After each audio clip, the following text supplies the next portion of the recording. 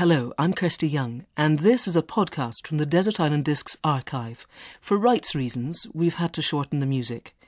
The programme was originally broadcast in 2003, and the presenter was Sue Lawley.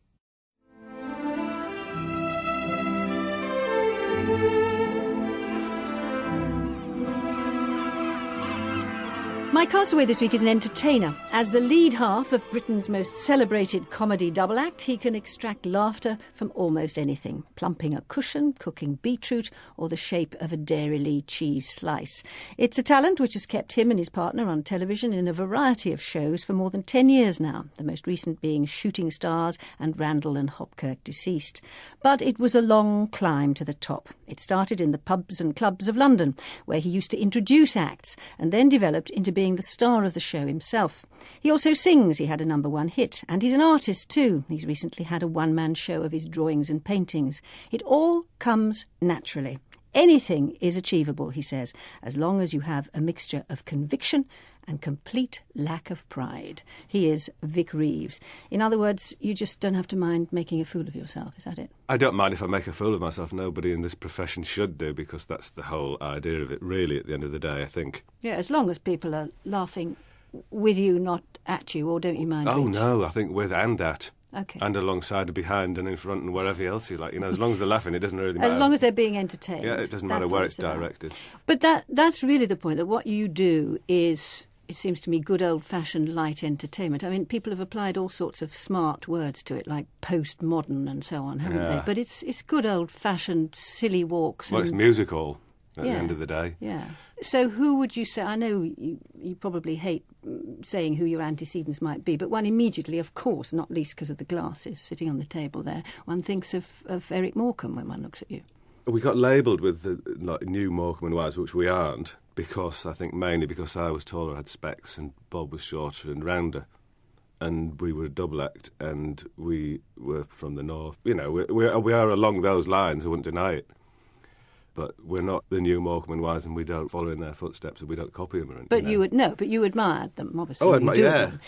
But I mean, what about other people? Laurel and Hardy, Arthur Askey, these are the other names. Well, Arthur Askey, Harry Lauder, you know, Will Hay. I mean, I loved all those films when I was a kid. I wouldn't go out to play if there was a Will Hay film on. But what's interesting is that all those kinds of people were kind of bygones when you came along in the sort of late 80s, early 90s. And there wasn't anything like that around. People were either stand-ups like Ben Elton, or they were, they did impersonations or sketches like French and Saunders. That kind of straightforward, being willfully daft had gone away, hadn't it? Well, we were unique because we were probably the only people on television or on stage doing comedy who weren't filled with fury and vitriol. That's right. I mean, there's no political humour there. We just wanted to fall over, and you still can't beat your trousers falling down. Yeah, no. And there's no sexual humour. Well, I suppose there is when you kind of rump your thighs. Well, there's always a sexual, but it's a very juvenile, boyish sexual. You know, a 12-year-old sexual approach to. So it's just a case of never growing up, really, isn't it? Well, it's what I remember when I was a kid. Me and my friend used to love knocking on people's doors and asking if Peter Pertwee lived in. There was one of them I particularly remember. It's not funny in the slightest, but and walking into shops and asking for things in stupid accents. And I must have been about 10 and 11 at the time, and I remember thinking, when I'm 40, I'm going to still be doing this, but I'll be able to get away with it. And you'll be getting paid for it. Yeah, well, I didn't think. I just thought I could walk into a shop and ask for a Mars bar in a stupid accent and get away with it because I'd be treated with more respect. Respect because you were grown up. This is a very grown-up programme. You've got to choose 8 records to take to a desert island. Yeah. So before you pour any more water, tell me what the first one should be. The first one is Voodoo Child by Jimi Hendrix, and I was on holiday at Butlins in Bridlington, or Filey, I think, with my parents, and they used to have a tannoy which played music which was played by the camp DJ, and I just fell in love with it there and then.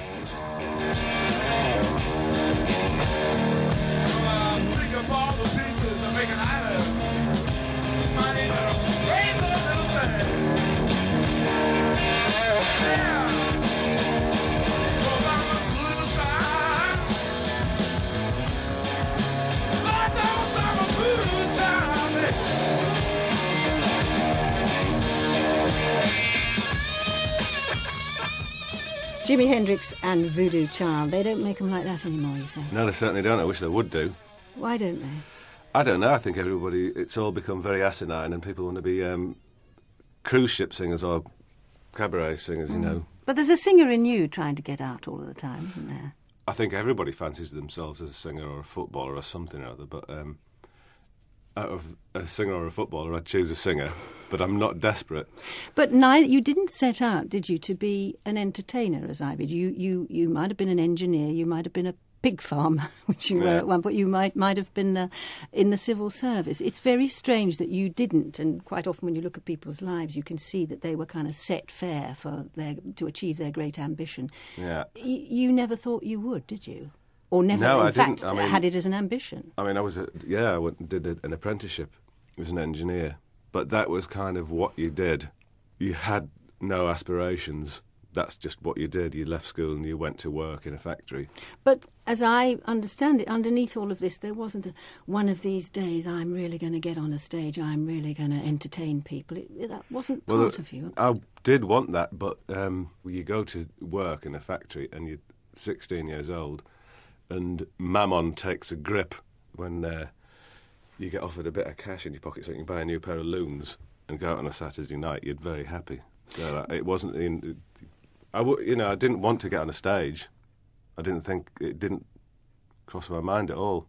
And yet, the fact is that in your mid-20s, suddenly, there you are, in a pub in southeast London somewhere, you've been booking the acts for them, and one of the days you think, I'm not going to book the acts, I'm going to get on that stage, I'm going to do it myself, and that's what you did. How did you know you could do it? The reason I got up there was because I didn't know how to book anyone, so I thought I'd do it myself and take their wages. So once again, Mammon raises his head. And but no nerves? No, I mean, had you prepared? Had you thought through any material? I prepared it. Yeah, I thought it come through completely. But, it was basically all based around what I'd been doing at art school. And I didn't really mind if it failed. There wasn't anything to lose. Yeah, except that you'd thought it through beforehand, you've just said, and you'd planned it. So, you invest something in it. I can't accept that you can just walk on and think, well, it doesn't matter what the hell happens here. You really planned it. You had in your mind what you wanted to achieve, and therefore you had a goal. Well, I did want to get on stage and do it. There's that urge, that lust to stand on a stage. Mm. And what is it? What is it that you get out of it then? Can you remember that first night? How did it I feel? don't care what anyone says. There's always a thrill. There's a kick about doing anything on the stage. It's showing off. It's getting approval. What is it? Well, yeah, it's a bit of everything. It's showing off. It's making people happy. It's all those things rolled into one. And at the end of the day, if you actually pull it off and you get applause at the end of the night, it's like winning a short race. So the Vic Reeves Big Night Out was born back in the mid-'80s. Vic Reeves, of course, not your real name. Did you invent it? No, and there's another thing, because I remember sitting quite clearly at home in my flat thinking, now I'm going to do this one night. It was the first night, and I thought, Jim Moyer is not a good name, because I've spent my life nobody being able to pronounce or spell Moyer.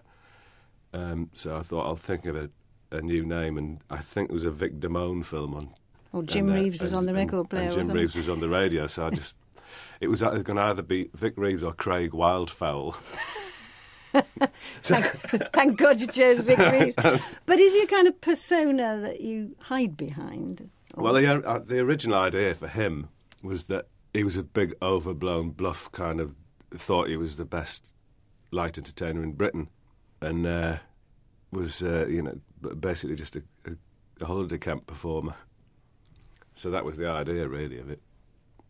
Tell me about record number 2. Well, record number 2, I've always loved this music. When I was at school, I'd never got taught any classical music at all.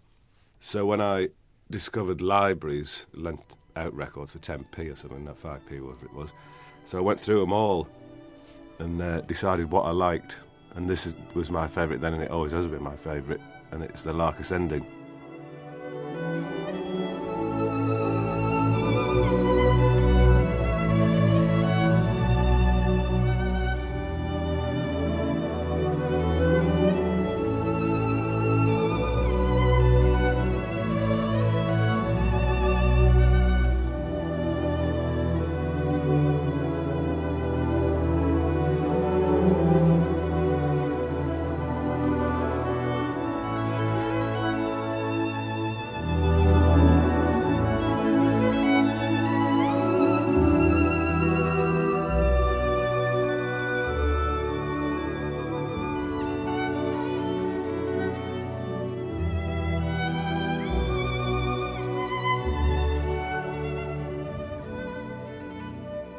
part of Vaughan Williams' Lark Ascending, played by Michael Davis with the London Symphony Orchestra, conducted by Bryden Thompson. Let's go back to the beginning. Your mum and dad, what did they do for a living?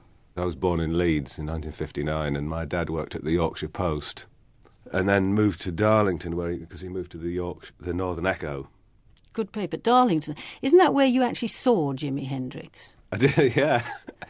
I was about 10, and I was out shopping with my mum and dad on a Saturday, and he came past in a white Daimler, and I just ran off straight after him. I remember his fantastic hair in the back of a white Daimler. Wonderful. And what were your mum and dad like to you? I mean, what went on at home? What kind of upbringing did you have? It was a lot of walking, endless walks, endless visits to castles and historic spots, beauty spots. I used to follow my mother around the kitchen, getting on her nerves a lot, finding out how to bake and cook. So you really do care about cooking beetroot and what slices of beef you should have and all that? Yeah. I've currently started doing cakes. I'm really getting into that now. You could do a cookery programme, really. There aren't many of those around. Yeah. And woodwork at the same time. And we used to have séances for some bizarre reason occasionally. Really? What, Ouija boards and things? Yeah, it was a lexicon set out in a tumbler. Did it work?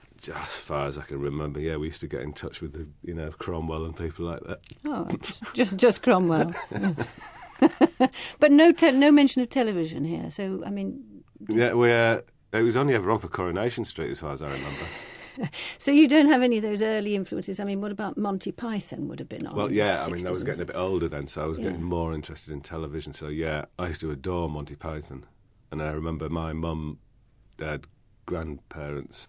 They couldn't see any humour in it at all. Nothing at all. But I just got everything, and I thought it was fantastic. And we used to go to school the next day and play them out. What, recite them all? Yeah. So you must have done the Dead Parrot a million times. Yeah. I mean, what would you like to think is your equivalent to the Dead Parrot? I used to say, "You wouldn't let it lie." We used to go out on tour, and I had to say that every night. And it used to stick in the throat, and I remember at one point it took about 5 minutes for it to actually come out, and the look on Bob's face was like, "I know you don't want to say it, but please, you're going to have to do it." It's a terrible thing. You get bored by your own catchline. Yeah, so people used to recite things like that. I'll just shout, and still do shout. But it's great power, isn't it, when you've got people going around saying what you say, dressing up like you dress up, imitating your characters. It's fascinating, actually, that you can inspire a cult. It might have been just that time, the late 80s, early 90s, that people were... Because I can't imagine anyone doing that nowadays, for anyone. Well, you'll have to invent some more. Well, maybe we shall. Record number 3. Record number 3 is Ella Fitzgerald and The Very Thought of You. My father was a big fan of Ella, and we used to have a lot of that on in the house, and I still love it. The very thought of you, and I forget to do the little ordinary things that everyone ought to do. I'm living in a kind of daydream. I'm happy as a king, and foolish though it may seem. Ella Fitzgerald and The Very Thought of You. A lot of people who kind of were around in the 60s in their teens, like me, think that the 70s were very boring, really, that you were just trying to manufacture all kinds of zany things, and punk was a kind of, you were trying too hard. Do you really think so? Let us have a debate, Vic. Well, I thought the 70s was good, but maybe it's that, your... Not your formative years, it's your post-formative years, isn't it? But, I mean, I just liked glam rock and all that stuff. When I first saw Roxy Music on Top of the Pops, I thought, this is fantastic. I mean, look at the state of them. And that there was a tongue-in-cheekness about it. There was humour, there was the skill, the musicianship and everything, and the theatre and the pantomime and everything. But what would you have looked like, for example, in, say, 1975? Well, I went in 75 from wearing... striped blazer with very long hair to chopping it all off in 76 when punk rock arrived, and I thought, this is a new, thrilling, exciting thing. There was certainly something amongst the people, or the teenagers, that had that sort of homemade art school kind of mentality, which was like, you don't need to buy clothes out of the shops, you just make them. I'll get something from Oxfam, and then I remember I had a pair of huge old man's trousers from Oxfam, which cost me like 5p, and I stuck bits of fag packets all over the back of them. But it was all that kind of thing, you know. It was a very inventive time. But it's very interesting that although you were doing all of that, you know, so-called rebellion and dressing like that, that you were actually being a very good boy. And at 16, you left school, 1 O-level, I think, in art. Yeah. You hadn't concentrated very hard. You could have done. You could I didn't concentrate at all, but no. you didn't I used to skive off to go to the library. Oh, did you? Yeah. To the library? Yeah. I mean, I really, and I still agree now, wasn't taught what I wanted to be taught at school. I don't think I was taught anything. I learnt everything from reading and from my parents. But you went into the factory and you stayed there in that factory for 4 years between the ages of 16 and 20. You lived at home, you know, you were a kind of good, decent, hard-working boy, huh? I brought home the bacon. Yeah. And Is that all it comes down to? Or did you think that was what life had to be about for you? That you could, you know, in your spare time, dye your hair orange, but actually... No, it was about excitement, you know, I mean, we... What, in the engineering factory? That was terrible. It was dull, but you know, you made what entertainment you could do out of it. But that was just it's all I knew. That's what I did. You know, I went to work and I was going to do an apprenticeship because that's what was expected and that's what everyone else I knew did. But then when you were 20, you decided to cut and run to swinging London. Great liberation. And you went to work in the civil service. It is bizarre how that organisation works. How? You know, if I had a message like, can I have a cup of coffee, it'd have to go all the way right around the houses, right, you know, to Hansard and everywhere before it comes back and you get a cup of coffee. So you chucked that in and went to art school eventually, didn't you? But anyway, we'll come to that. Let's pause. Record number 4. Number 4. Well, it's Henry Cow and Nirvana for Mice. And I don't know what I can say about this, but I loved them. I first heard them, and I like very complicated and peculiar music. So this is Henry Cow, who are a band, not a person.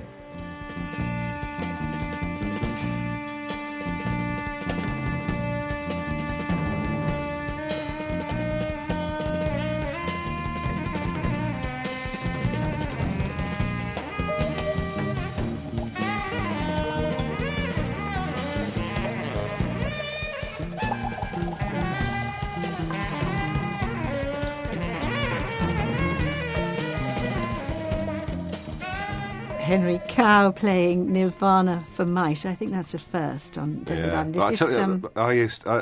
I got really into this, you know, avant-garde jazz and stuff like that. I can tell, yeah. And I invented this.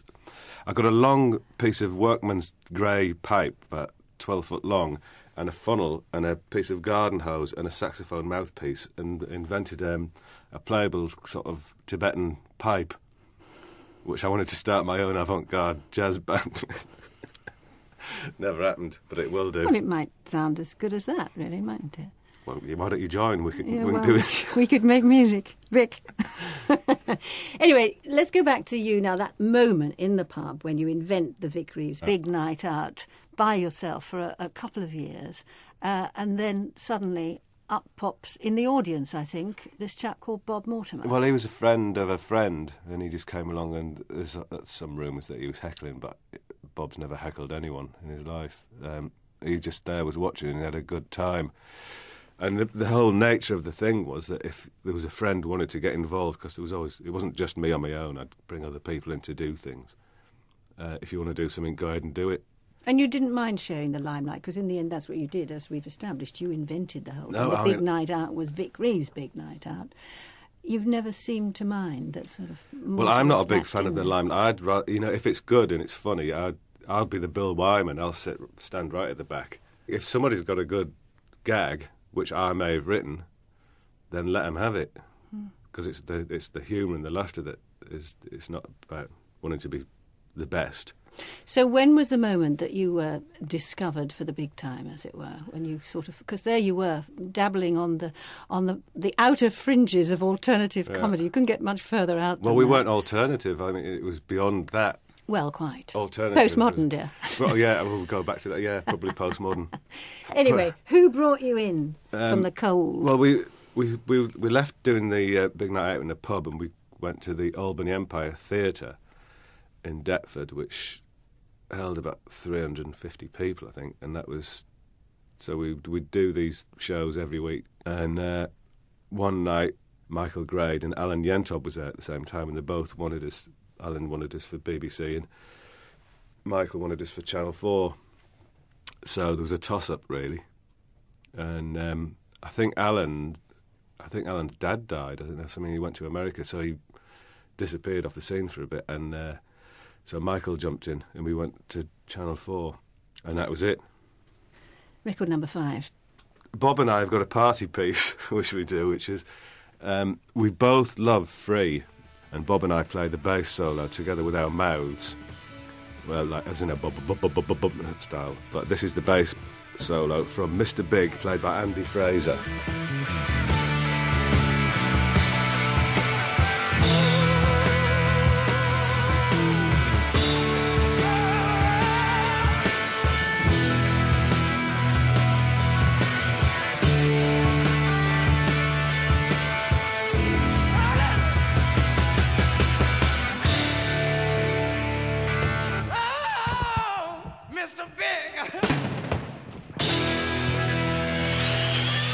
That was Free with Andy Fraser on bass playing Mr. Big. You billed yourself, Vic Reeves, in those early days as Britain's top entertainer and the Vic Reeves Big Night Out and all that, which was ironic because it's all those superlatives used in sort of, it's a kind of parody of showbizzery. But I mean, just to be pedantic for a minute, once you got into the big time and on television and everything, it was a big night out. You kind of lost the gag, really. When we did the Big Night Out on television, it wasn't, it was a bit of a fantasy world. There was a lot of characters which you could move around each week and tell whatever story you wanted. I always like the subliminal stories that run underneath. Like one of the characters who you thought was very nice turned out to be the devil, which was only spotted when I spotted hairs on his palm and things that, there's little things, but we used to change it all the time anyway. I liked Otis Redding and Marvin Gaye sitting on a wall with speaking in Yorkshire accents. I mean, it was very peculiar. But there's that nervous laughter at something which is not right. Marvin Gaye puppets in a wardrobe with Yorkshire accents creates a nervous laughter because there's something horribly wrong. Or you coming on as David Bowie, I mean, not looking like him or sounding like him at all. Yeah. I mean, kind of talk about suspension of disbelief. But what's the difference for you doing that kind of stuff in a pub or in a big theatre, or in the end you were doing it in the Hammersmith Odeon and filling the place for kind of nights on end, and doing it for television when, I mean, there's a big difference because you can make it very slick on television. You can edit, you can cut things in. Here's a little sketch we prepared earlier. Well, that's what I like. I like doing that more because I like it in equal part because there's a great roughness about what you do on stage, especially if you veer off the track. If I had to choose, I'd probably say television. You can edit it, of course, at the end of the day. Yeah, you can cut it out if it doesn't work. Yeah. A bit like this programme, really. Yeah, this one will trim down to about 3 minutes.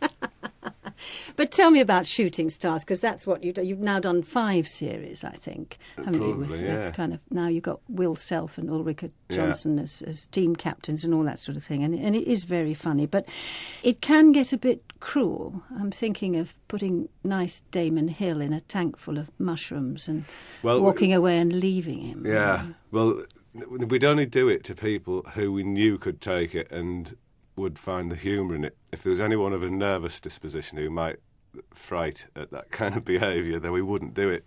We don't really humiliate people. I think we're very careful about that. We wouldn't purposefully make people look humiliated. Sure. Yeah. Record number 6. You have never been on Shooting Stars, have you? No, I haven't. You've been asked. Record number 6. Number 6. Now, I believe that there's quite a manly piece of music, I think, this, and because I know men who like this music. I've never met any women, and I think it's because men have a particular love of the sound of an internal combustion engine. So this is Bocephalus Bouncing Ball by the Aphex Twin. Strictly for the boys. I think girls might like it, but I've not found one yet.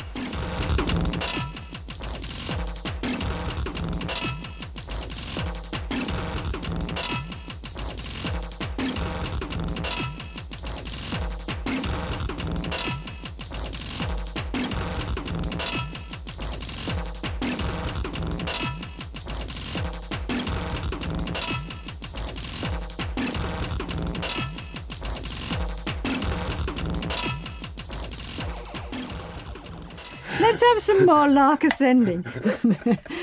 Bucephalus or Bucephalus bouncing ball played by Aphex Twin. Another first, I think. So now then there's Randall and Hopkirk, brackets deceased brackets, and you're Hopkirk. You're the one in the white suit who walks through walls. I mean, that's good. Or do you not like doing that? Quite different, because it's acting. I mean, it's...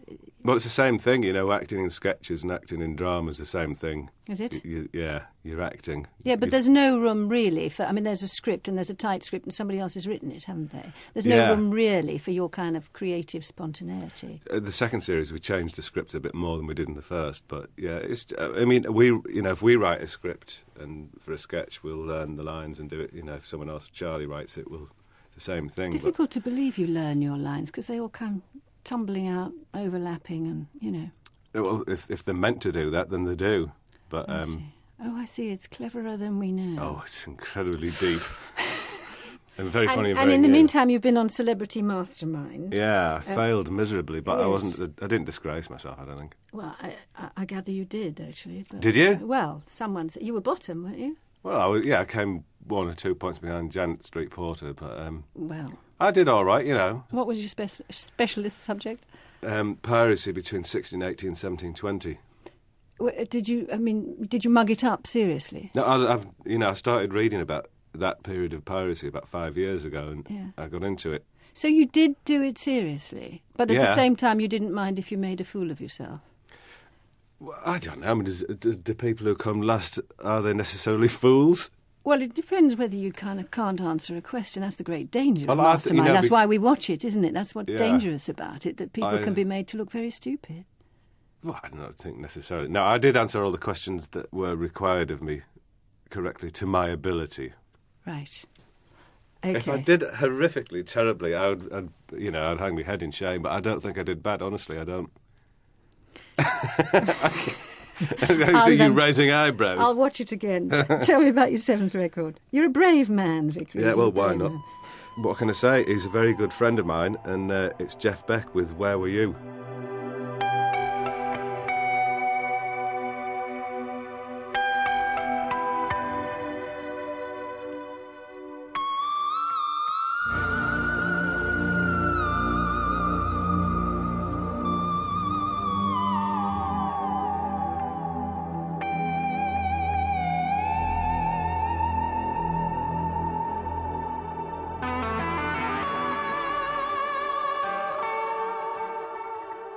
Jeff Beck with Where Were You? What's been your parents' reaction, Vic, to your, or Jim, to your success?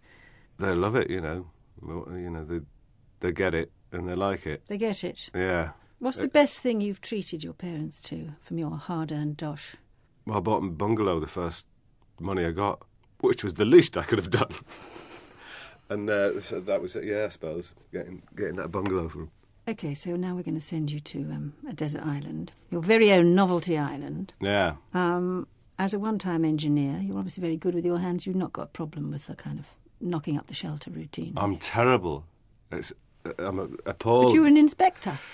I know, and I spent, I was taught for 4 or 5 years, whatever it was, to be, accurate within tolerances that exceed eyesight, but I can't do a thing. So you won't create a camp, or could you, of some kind? I couldn't. No, it takes me about 4 weeks to pluck up courage to put a light bulb in.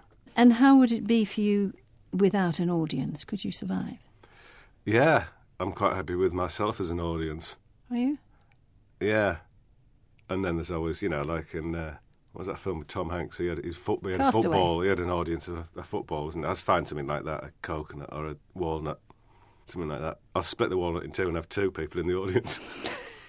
So Vic Reeves does not need other people, Well, yeah, of course I do, as virtually everyone else, yeah. All right, but does Jim I'm Moyer not allowed then? because Does Jim Moyer need other people? Yeah, I think... I think Vic Reeves, if you say Vic Reeves, probably needs a lot more people, but Jim Moyer can be quite happy with very few people. Last record. When we very first started in a little pub in Deptford, which was called Winston's Bar, one of the first people ever to come and see me was Glenn Tilbrook, who was a singer in Squeeze, and he was very helpful by being so thrilled and excited that I was on stage. And so that was a big encouragement, really, and I've always been a fan of Squeeze. But now he's done this album on his own, which I think is one of the best albums I've heard for a long, long time. So this is Parallel World by Glenn Tilbrook.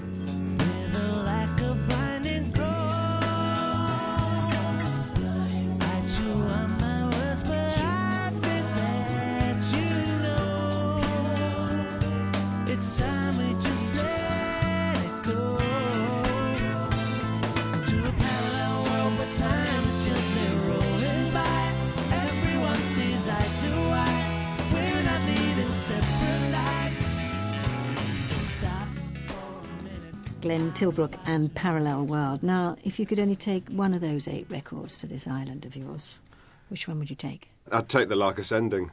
Would you? Yeah, I've never tired of it. It's almost like every time I hear it, it gets better. And what about your book? You get the Bible and you get the complete works of Shakespeare. What do I want to do with them? Read them? Yeah. Well, I wouldn't want the Bible, to be honest. I'd okay. probably use that if I didn't have any firewood. OK, so we've burnt the Bible, we've read the Shakespeare. What extra book would you like? 3 Men in a Boat by Jerome K. Jerome. It's the only book that I've actually ever laughed out loud at. And what about your luxury?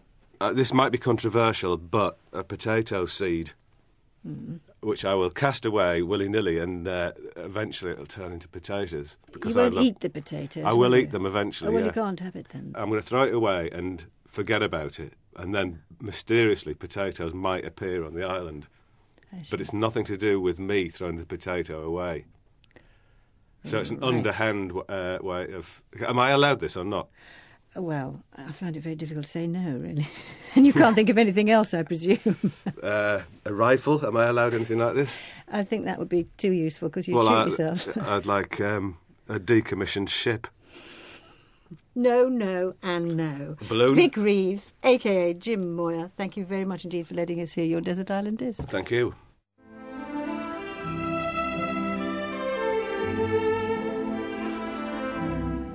You've been listening to a podcast from the Desert Island Discs archive. For more podcasts, please visit bbc.co.uk/Radio4.